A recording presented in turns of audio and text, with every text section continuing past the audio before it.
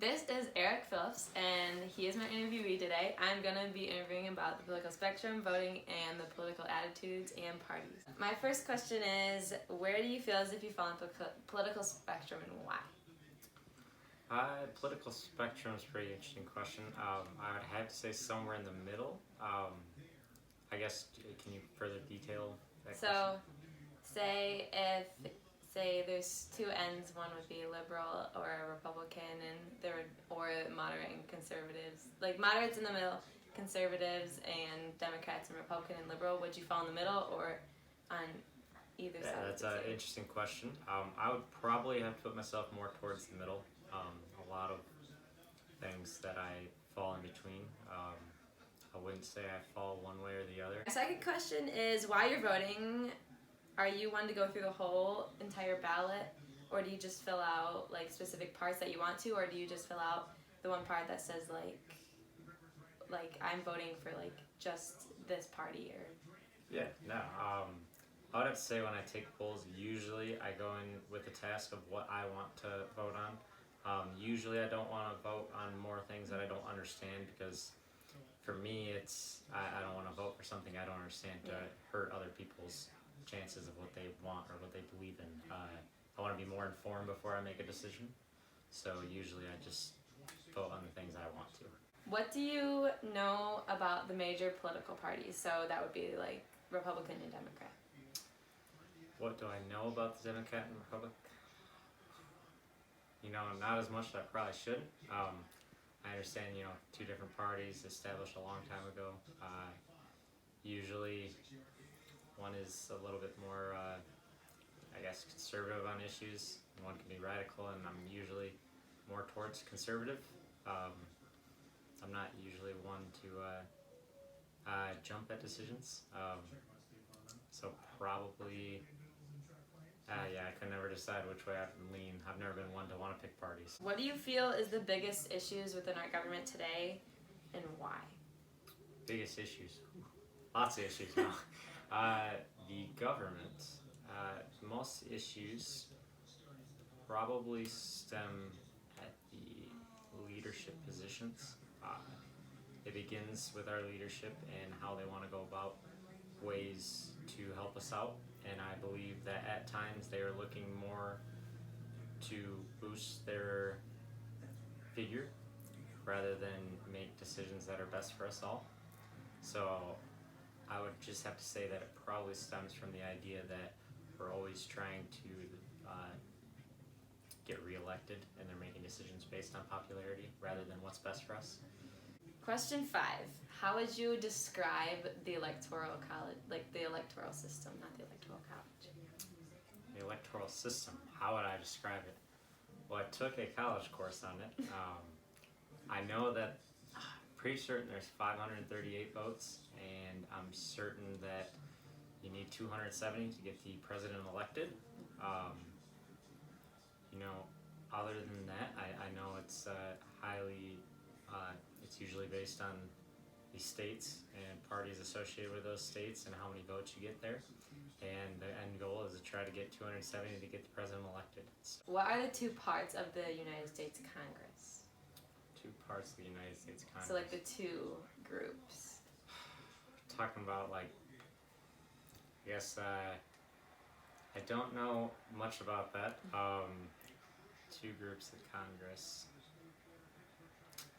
We're talking about House of Representatives and the House of Representatives and Congress? No. Do you happen to know what the two parties are? House of Representatives and Senate. Okay. Yes. Okay. You got close though. Should probably know that. This is areas where I need to improve, so thank you for telling me that. Do you know what the three branches of governments are and what their jobs are in relation to law? Three branches. The three branches have to do judiciary. We got one. Yeah, I don't think I'll be able to. Do you happen to know the three branches too? So it's legislative, judiciary, and executive. Okay. What was was the next portion of And that then it question? asks what each one does in relation to law. So like, what do they do? So like, if there were to be a new law, what would their job be? Right. Now I know there are these three used to balance out the power in the system. Now one of them I'm guessing, because I can't necessarily remember, but I'm certain one of them has to do with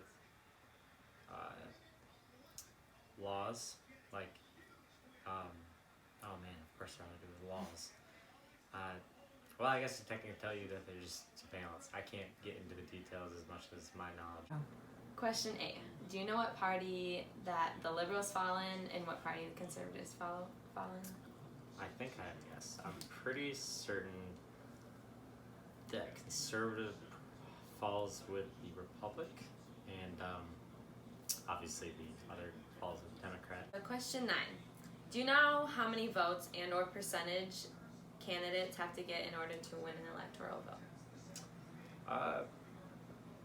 I would think that the percentage would be 51%. Now I know if we're talking vote numbers, we're talking 538 and you need to get 270. So I'm guessing, I didn't do the math, but I'm guessing you need a 51%. Question 10. What is your viewpoint on gun laws? My viewpoint on gun laws are that I feel as if our rights are protected with the amendment, and I believe that most are sufficient.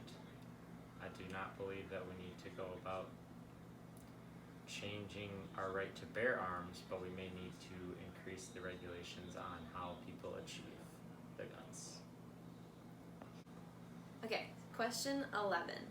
What is something that you agree or disagree with in the voting system? You can just say one for each. One thing I agree with the voting system would be that obviously majority of votes gets you, the win. One thing I have to disagree with in the voting system is how those votes are given, based on either population or the amount of electoral votes or people associated with the state.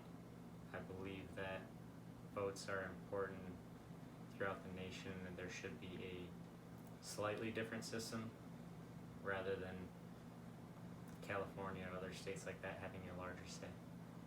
Do you know what a precinct is, and explain what you think it is and where is yours? A precinct, I wouldn't be able to give a great definition, but I know it's a place where we can go and vote, located in each of the counties in which you live, and you can go and vote. I know where ours is located in our county, but I would never do not go there as often as I should. Question 13. Do you know the difference between a liberal and a conservative? That one can get tricky, but I would simply say that a conservative is someone who stays with tradition, and a liberal is someone who's open to new ideas or opinions. Why is it that some states have more representatives than others? Well, in my knowledge, I would base it on, I'm pretty certain it's population. I guess, is that what you would agree with? Okay. Do you know how many district representatives there is in Michigan, and how many? I actually do. It happens to be 14 districts represented. I wouldn't happen to know any other states, but that's my estimate guess on this. Is that correct? It's close to the number. We're not 100% sure, because in class we learned 16, so I don't know. I feel like it ranges each year because of the censuses that goes on. But okay, question 16. Do you feel as if the minor parties should have more power, and why? I do not necessarily believe minor parties should have as much power. Power is a unique way to represent it, but I believe that majority of people is how power should be established. I mean, if you have 100 people in a room, if 80% of them are in one group, they should probably have more say than the minority. So that's how I feel on that. Who does the U.S. Senator represent? In a simple definition, I would have to say they represent the state in which elects them. Do you know what winner takes all is? And if you do, what do you know or what do you think it is? I don't necessarily know what winner takes all, but I have a guess that obviously someone who wins something takes all of the associated things with it. I guess, do you have a better definition of what it is? So, if I were to give an example or a definition of it, I would say, I'm going to use Michigan. So, Michigan would have 16, and so say President Trump and Hillary Clinton were going against each other. So, President Trump, say, got 15 electoral college votes, and Hillary Clinton got the other one. And so then, because Trump got the more, he would take all, so that's like where the winner take all. Okay, so based on numbers, if they get the majority, they take it all. Yes. What do you know about the United States being a democracy? What do I know? Democracy, obviously, we're a free nation, free to our choices, but we are guided by laws and amendments. So in a broad definition, I would say that we vote to elect people to represent us, and they make the decisions for us. Do you pay much attention to the politics in our nation, or do you not? Why and why not, kind of thing? It's an interesting question. I would have to say that I try and keep up with what's going on to better represent our state,